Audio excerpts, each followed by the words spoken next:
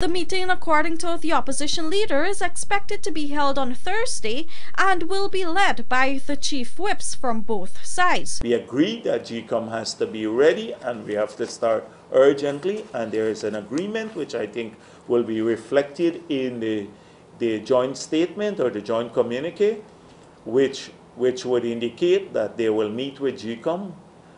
We have indicated from our side, Gail Teixeira, and they have indicated that Amna Ali will be lead their team. And the two persons and maybe other members who may wish to join them could meet with Gecom to determine its operational readiness. However, when probed as to whether there were any agreements on the hosting of elections in 3 months' time, as stated in Article 106(7) of the Constitution, Jagdeo posited that while no direct discussion was held in this regard, it was government who included Gecom's readiness for elections on the meeting's agenda. I believe that the President and the others would not have put on the agenda for this meeting, which is a meeting to discuss the consequences, as I indicated to him, the consequences of the passage of the no confidence motion. They have put on the agenda. This is an agenda submitted by the President to us, operational readiness of Gecom. So I think they also share our views that elections have to be held.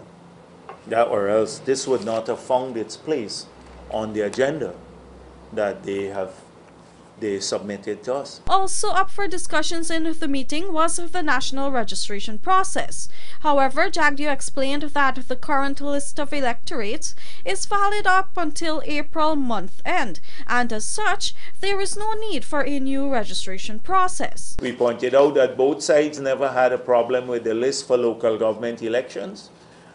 So there shouldn't be a problem now, and that issue the point about national registration being here, that this request for national registration and funding for it by Gecom was in the budget and it preceded the passage of the no confidence motion.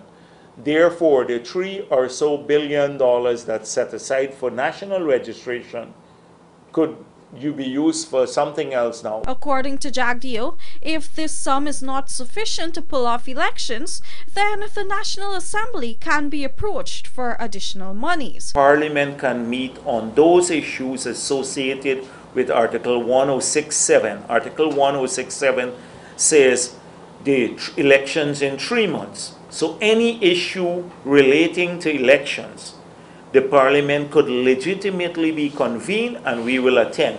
So if we need laws, the Gecom needs new laws, we can pass those. If Gecom needs supplementary provision, then those could be passed. Or, any other matter. Nevertheless, the opposition leader, who is also the PPP's General Secretary, posited that the party is ready for elections to be held in 3 months' time.